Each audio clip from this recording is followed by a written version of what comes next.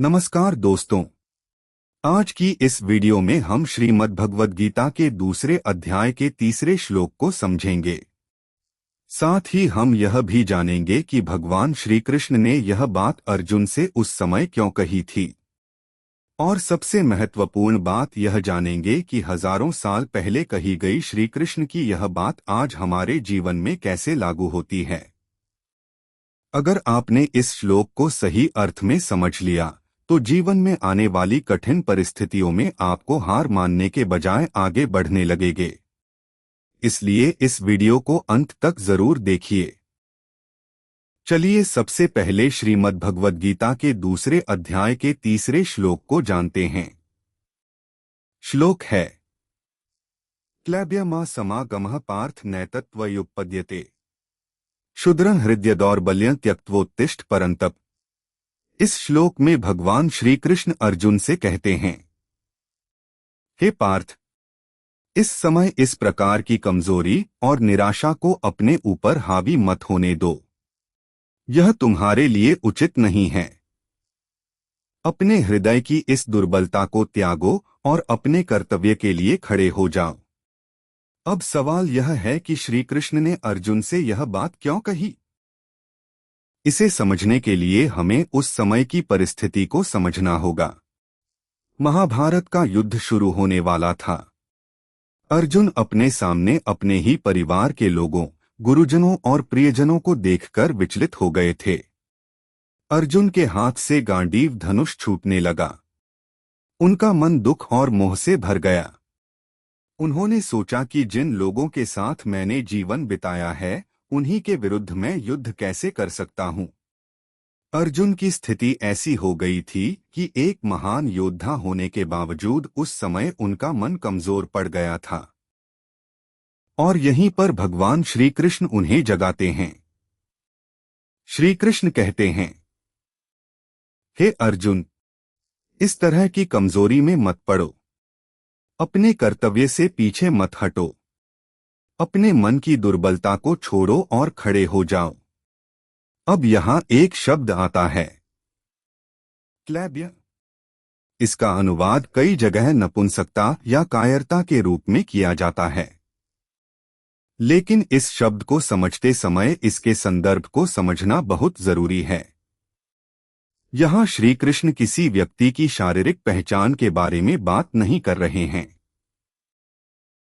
वह अर्जुन की उस मानसिक स्थिति की ओर संकेत कर रहे हैं जिसमें डर, मोह और कमजोरी के कारण अर्जुन अपने कर्तव्य से पीछे हटने लगे थे।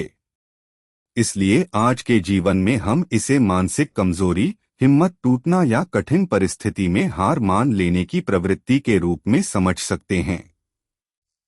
दोस्तों, हमारे जीवन में भी कई बार ऐसा समय आता है।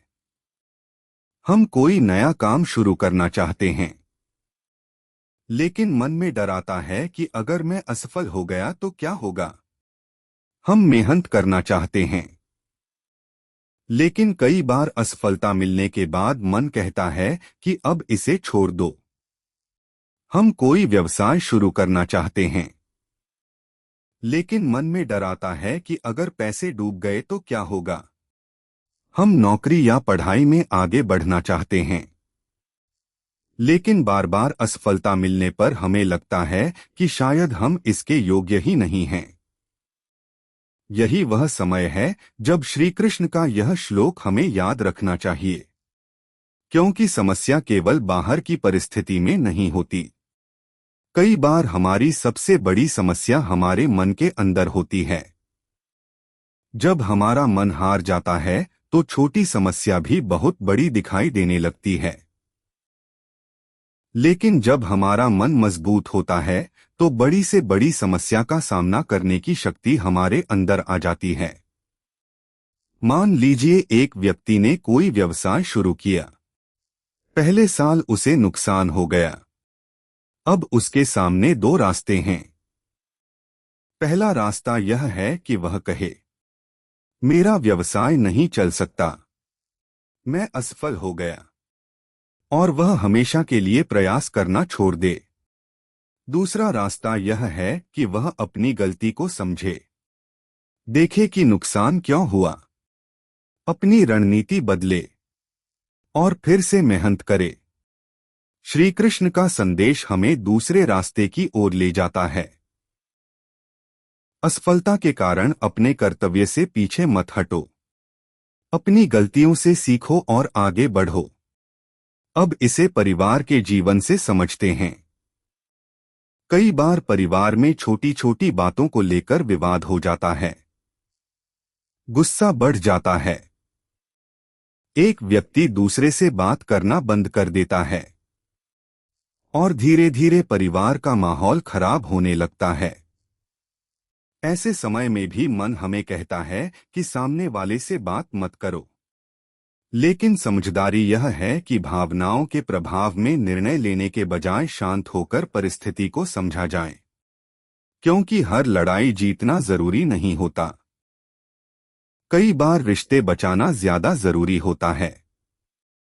इसी प्रकार अगर आपके जीवन में आर्थिक परेशानी है तो घबराने के बजाय समाधान खोजने की जरूरत है। अगर नौकरी चली गई है तो निराश होकर बैठ जाने के बजाय नई नौकरी खोजने की जरूरत है। अगर परीक्षा में असफल हो गए हैं तो अपनी तैयारी को समझकर दोबारा प्रयास करने की जरूरत है। अगर किसी काम में बार बार असफलता मिल रही है तो यह देखना चाहिए कि गलती कहाँ हो रही है। श्री कृष्ण हमें यह नहीं कहते कि समस्या आएगी ही नहीं। वह हमें यह सिखाते हैं कि समस्या आने पर हमारा व्यवहार कैसा होना चाहिए। समस्या से भागना नहीं है, समस्या को समझना है, अपनी कमजोरी को पहचानना है और फिर साहस के साथ अपने कर्तव्य की ओर आगे बढ़ना है। दोस्तों, इस श्लोक की एक बहुत बड़ी सीख यह भी है कि केवल डर के कारण सही काम को छोड़ देना उचित नहीं है। कई बार हमें पता होता है कि हमें क्या करना चाहिए, लेकिन डर हमें रोक देता है।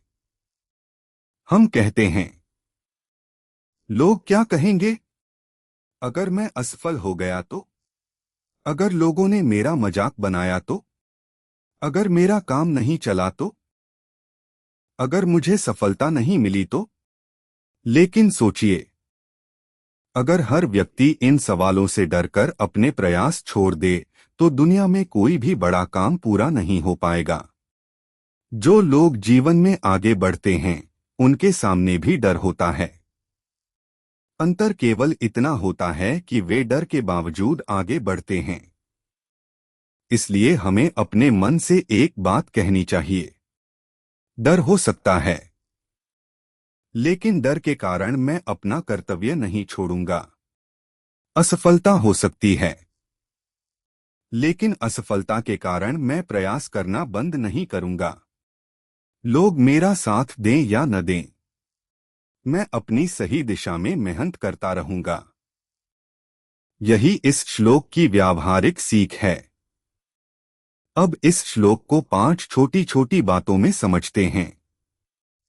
पहली बात, अगर असफलता मिले तो हार मत मानिए।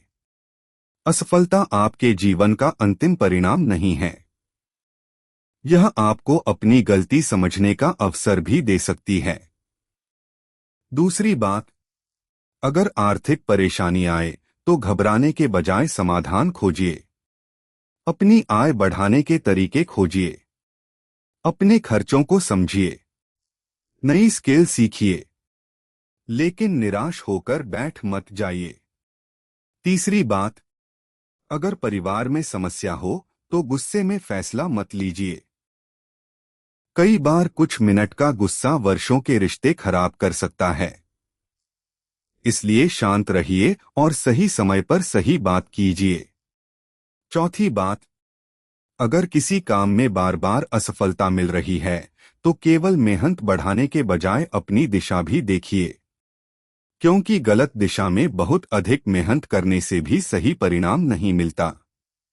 अपनी रणनीति बदलिए, अपनी गलतियों से सीखिए और फिर प्रयास कीजिए। पांचवीं और सबसे महत्वपूर्ण बात, जब जीवन में कोई आपका साथ न दे तब भी अपनी सही दिशा को मत छोड़िए। हर व्यक्ति आपके साथ नहीं चलेगा। हर व्यक्ति आपकी मेहनत को नहीं समझेगा। हर व्यक्ति आपके सपनों पर विश्वास नहीं करेगा। लेकिन अगर आपको लगता है कि आपकी दिशा सही है, तो धैर्य के साथ आगे बढ़ते रहिए। दोस्तों, इस श्लोक का अर्थ यह नहीं है कि इंसान को अपनी भावनाओं को दबा देना चाहिए। डर लगना स्वाभाविक है। दुख होना स्वाभाविक है। चिंता होना भी स्वाभाविक है। लेकिन समस्या तब शुरू होती है जब यही भावनाएं हमारे निर्णयों को नियंत्रित करने लगती हैं। हमें भावनाओं को समझना चाहिए, लेकिन निर्णय विवेक से लेना चाहिए। यही अर्जुन की स्थिति में भी हुआ। अर्जुन के मन में भावनाएं थीं। उन्हें अपने प्रियजनों के लिए दुख था। लेकिन श्री कृष्ण उन्हें यह समझाते हैं कि केवल भावनाओं के कारण अपने कर्तव्य से पीछे हटना उचित नहीं है। आज हमारे जीवन में भी यही बात लागू होती है। हमें अपने दुख को समझना है, अपनी चिंता को समझना है, अपनी कमजोरी को पहचानना है, लेकिन उसके बाद खुद को संभालकर आगे बढ़ना है। इसलिए जब अगली बार आपके जीवन में कोई कठिन परिस्थिति आए, तो इस श्लोक को याद कीजिए।